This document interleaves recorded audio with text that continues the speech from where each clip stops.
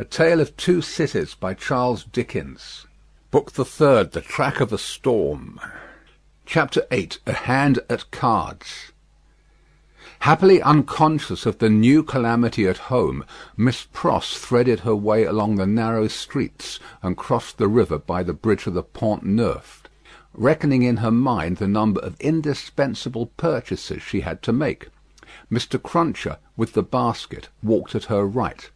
They both looked to the right and to the left into most of the shops they passed, had a wary eye for all gregarious assemblages of people, and turned out of their road to avoid any very excited group of talkers. It was a raw evening, and the misty river, blurred to the eye with blazing lights and to the ear with harsh noises, showed where the barges were stationed in which the smiths worked making guns for the army of the Republic.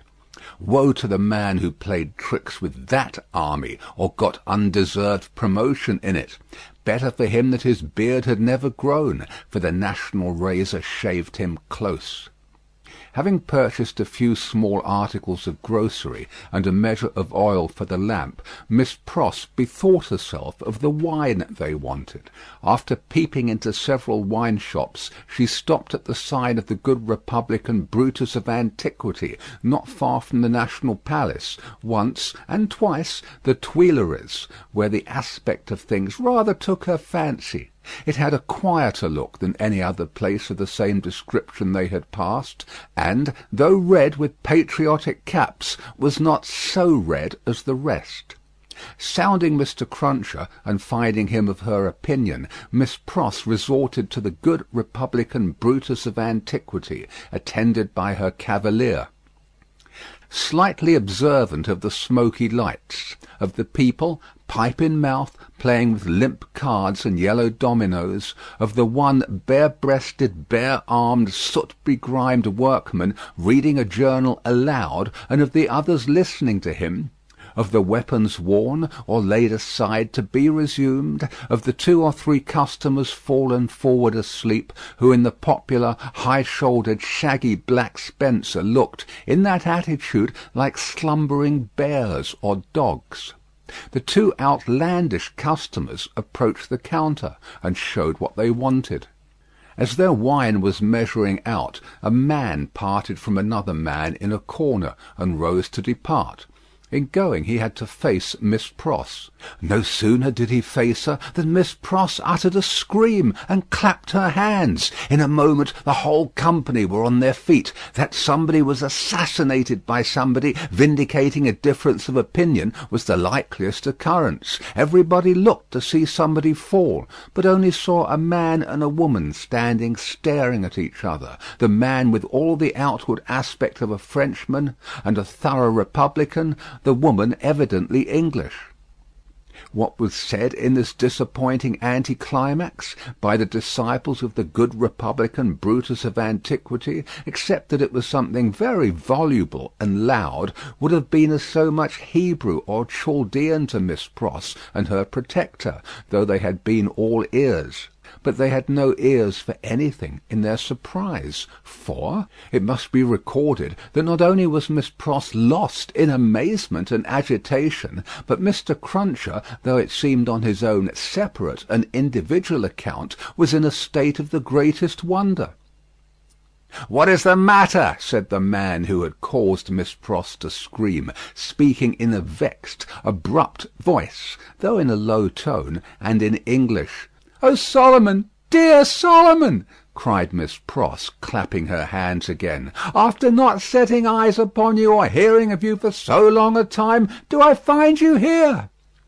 "Don't call me Solomon. Do you want to be the death of me?" asked the man in a furtive, frightened way. "Brother, brother!" cried Miss Pross, bursting into tears. "Have I ever been so hard with you that you ask me such a cruel question?"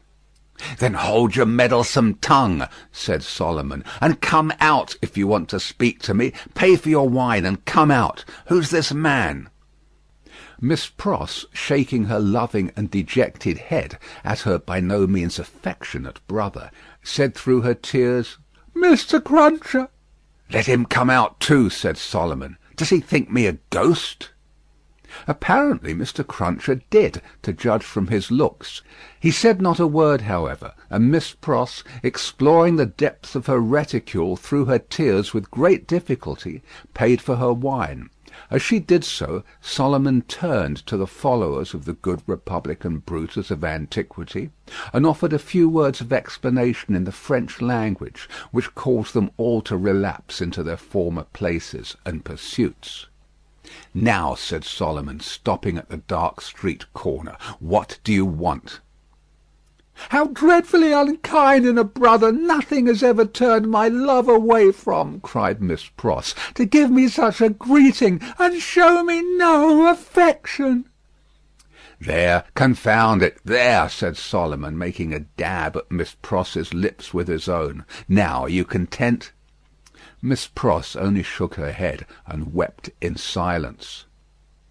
"If you expect me to be surprised," said her brother Solomon, "I am not surprised. I knew you were here. I know of most people who are here. If you really don't want to endanger my existence, which I half believe you do, go your ways as soon as possible, and let me go mine. I am busy. I am an official."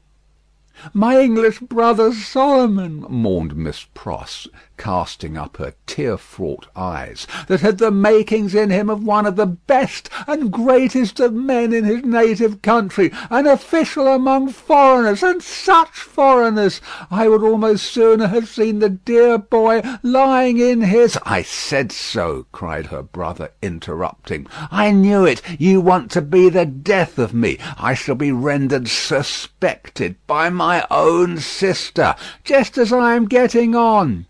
"The gracious and merciful heavens forbid!" cried Miss Pross. "Far rather would I never see you again, dear Solomon, though I have ever loved you truly, and ever shall. Say but one affectionate word to me, and tell me there is nothing angry or estranged between us, and I will detain you no longer." Good Miss Pross, as if the estrangement between them had come of any culpability of hers, as if Mr. Lorry had not known it for a fact, years ago, in the quiet corner in Soho, that this precious brother had spent her money and left her.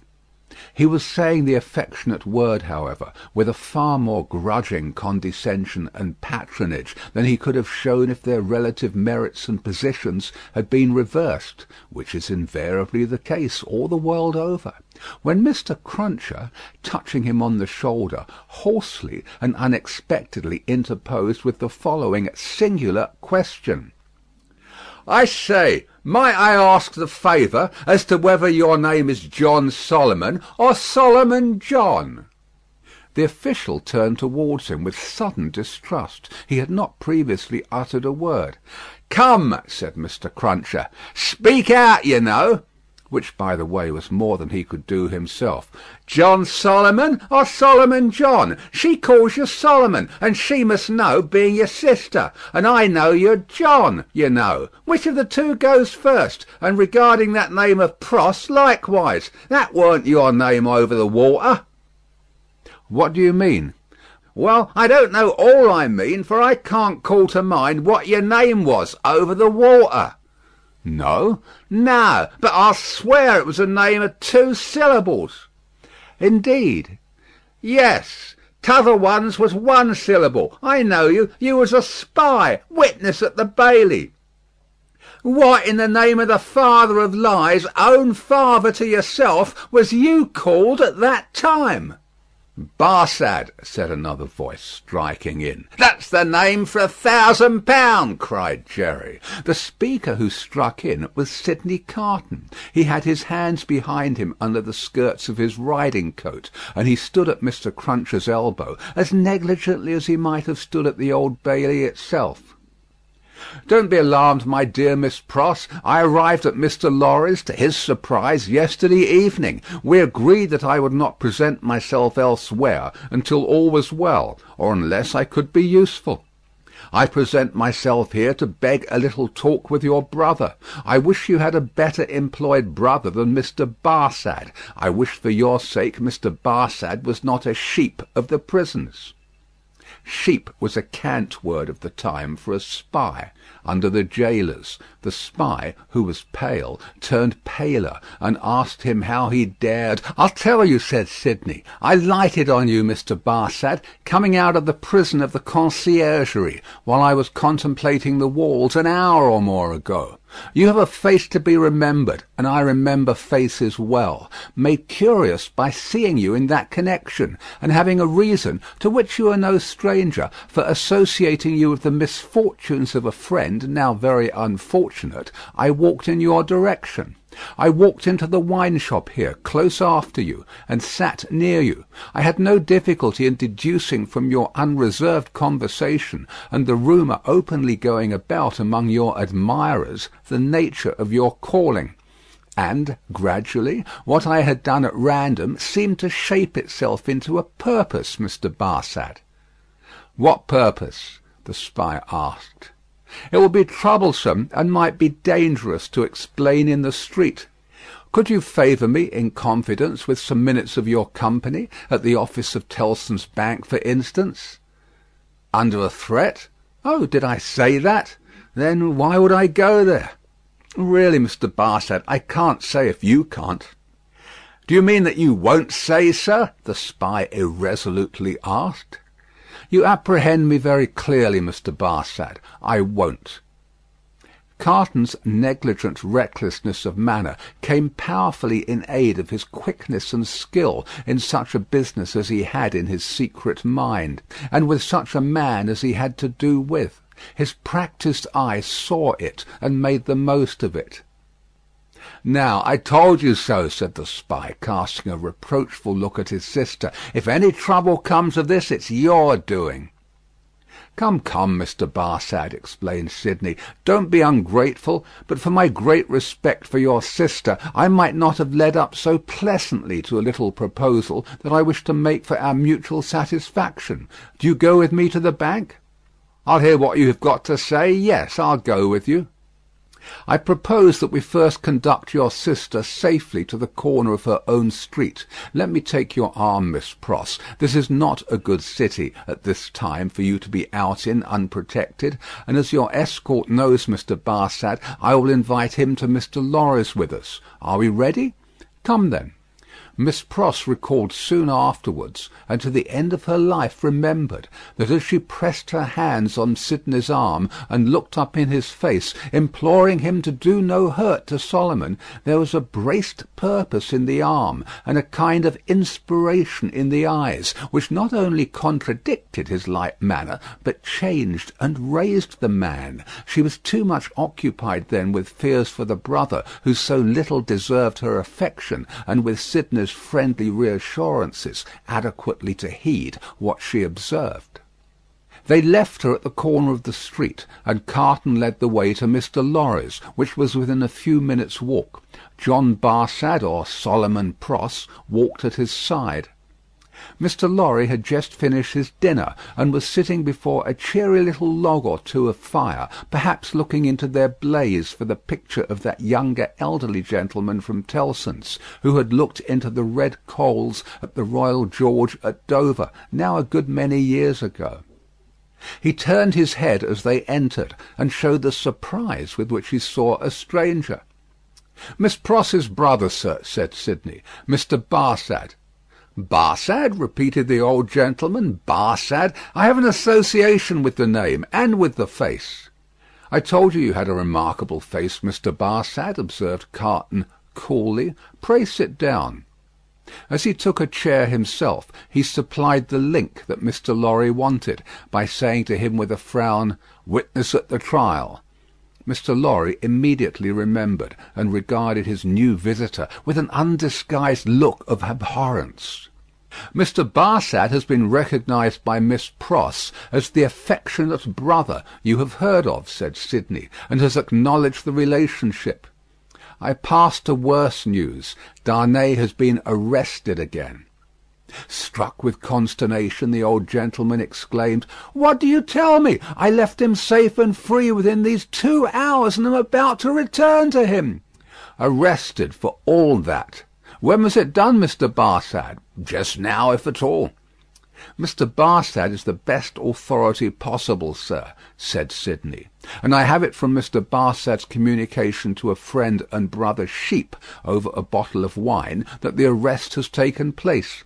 He left the messengers at the gate and saw them admitted by the porter. There is no earthly doubt that he is retaken." Mr. Lorry's business eye read in the speaker's face that it was loss of time to dwell upon the point.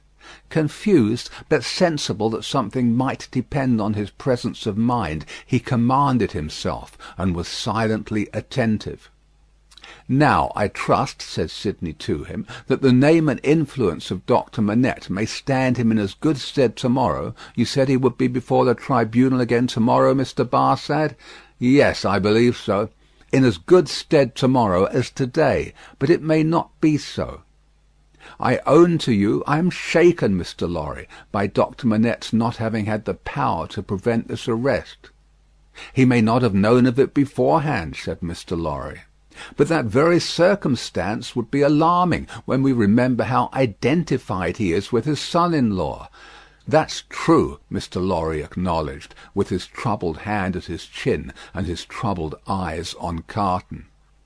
"In short," said Sidney, "this is a desperate time, when desperate games are played for desperate stakes. Let the doctor play the winning game, I will play the losing one. No man's life here is worth purchase. Any one carried home by the people to-day may be condemned to-morrow. Now, the stake I have resolved to play for, in case of the worst, is a friend in the conciergerie. And the friend I purpose to myself to win is Mr. Barsad." "You need have good cards, sir," said the spy. "I'll run them over. I'll see what I hold.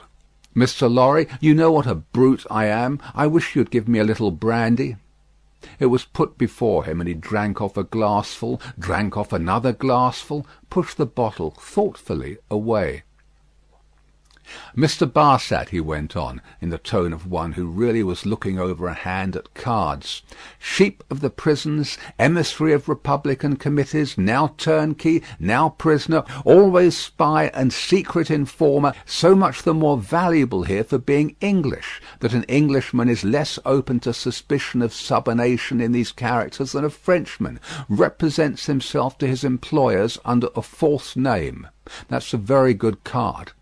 Mr. Barsad, now in the employ of the Republican French government, was formerly in the employ of the aristocratic English government, the enemy of France and freedom.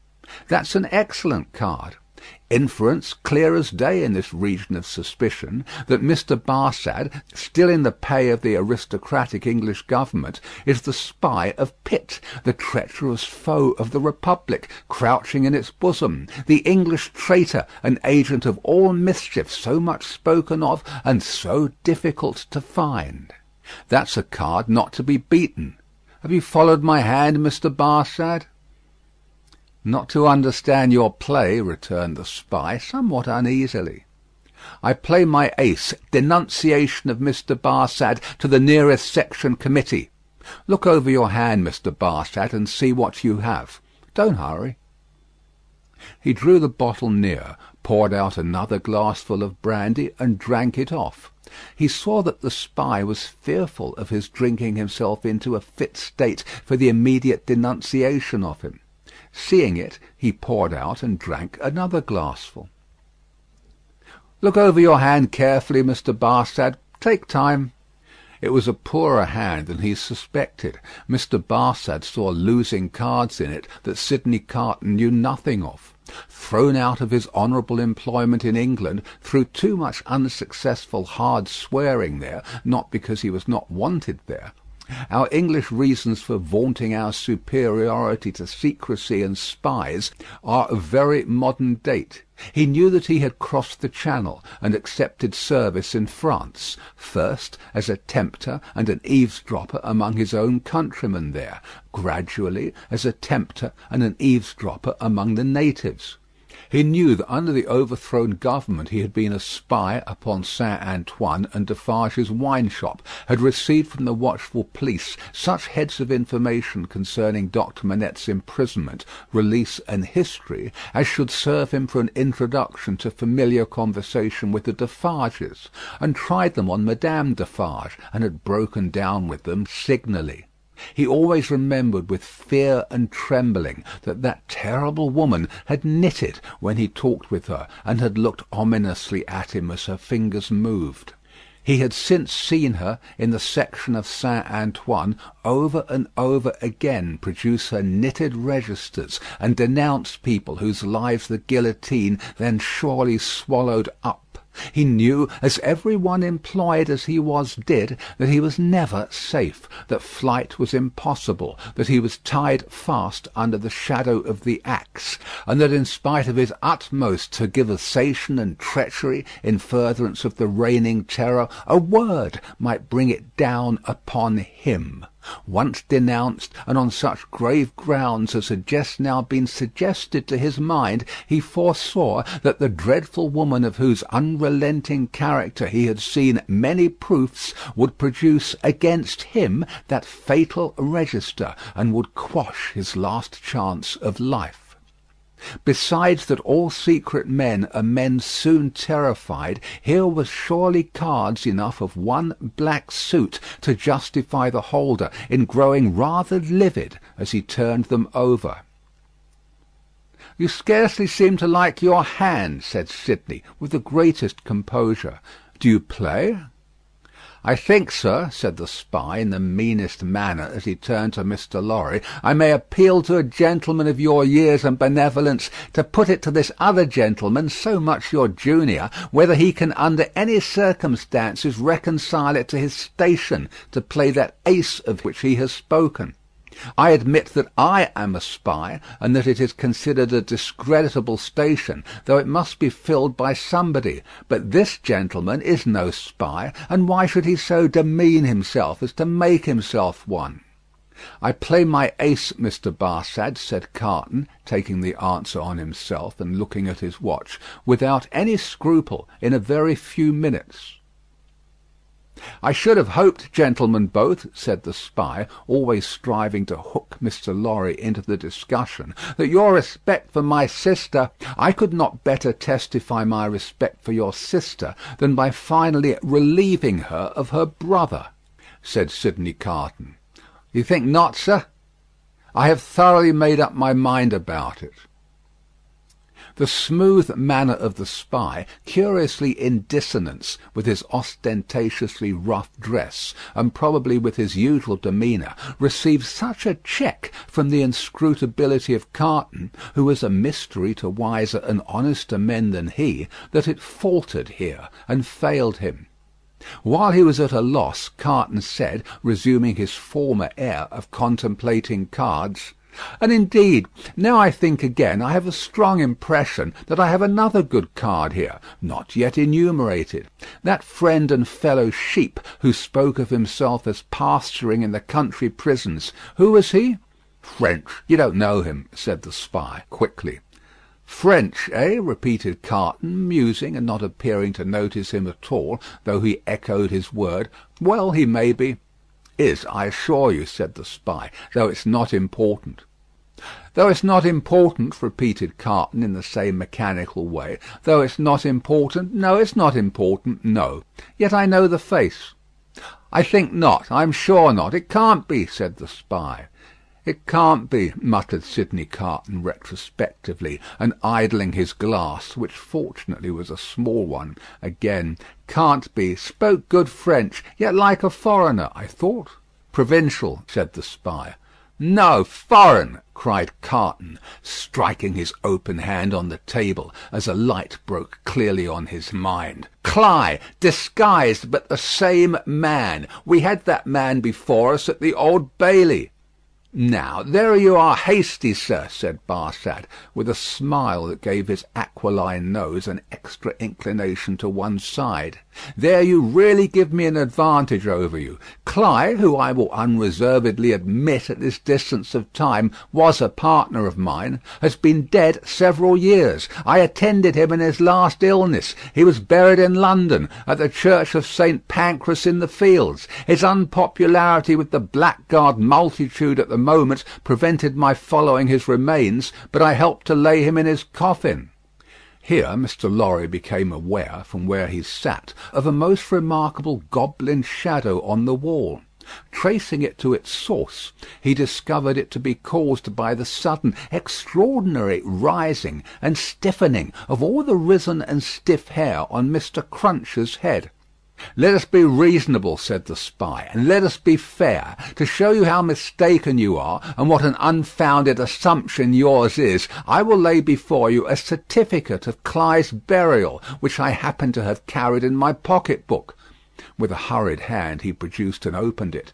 "Ever since. There it is. Oh, look at it, look at it. You may take it in your hand. It's no forgery." Here Mr. Lorry perceived the reflection on the wall to elongate, and Mr. Cruncher rose and stepped forward.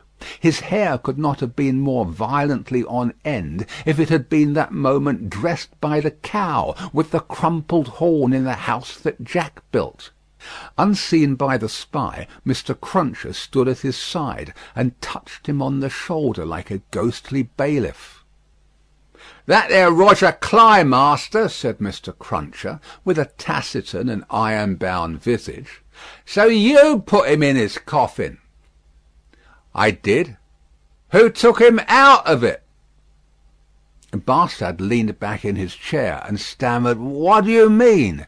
"I mean," said Mr. Cruncher, "that he warn't never in it. No, not he. I'll have me head took off if he was ever in it." The spy looked round at the two gentlemen. They both looked in unspeakable astonishment at Jerry. "I tell you," said Jerry, "that you buried paving stones and earth in that there coffin." "Don't go and tell me that you buried Cly. It was a take-in. Me and two more knows it." "How do you know it?"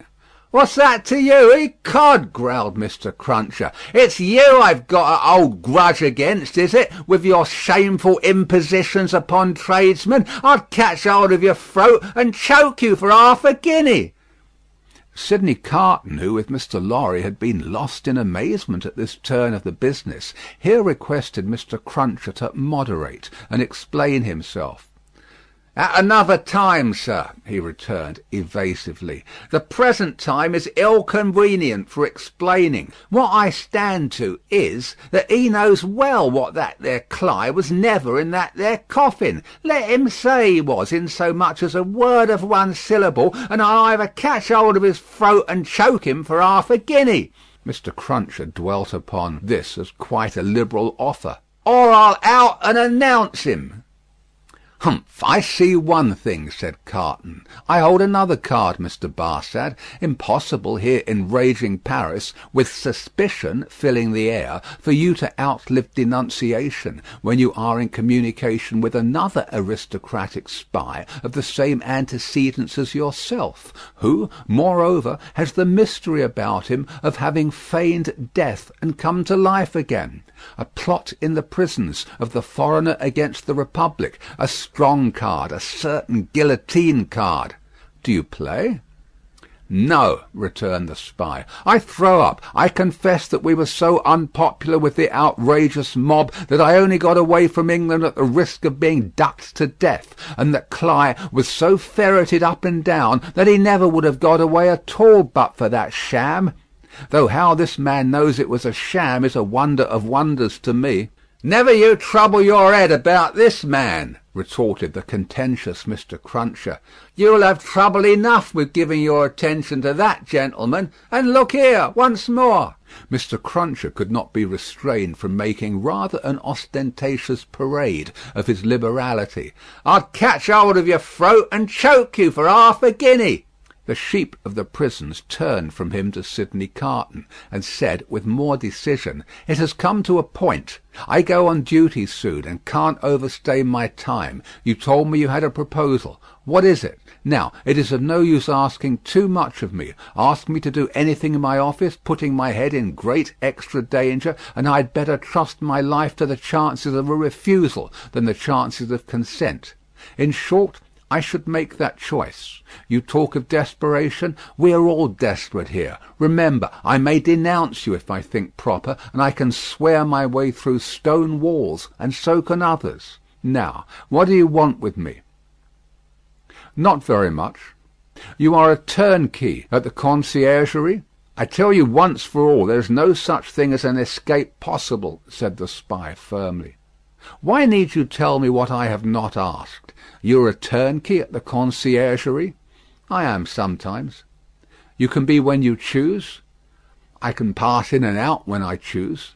Sydney Carton filled another glass with brandy, poured it slowly out upon the hearth, and watched it as it dropped.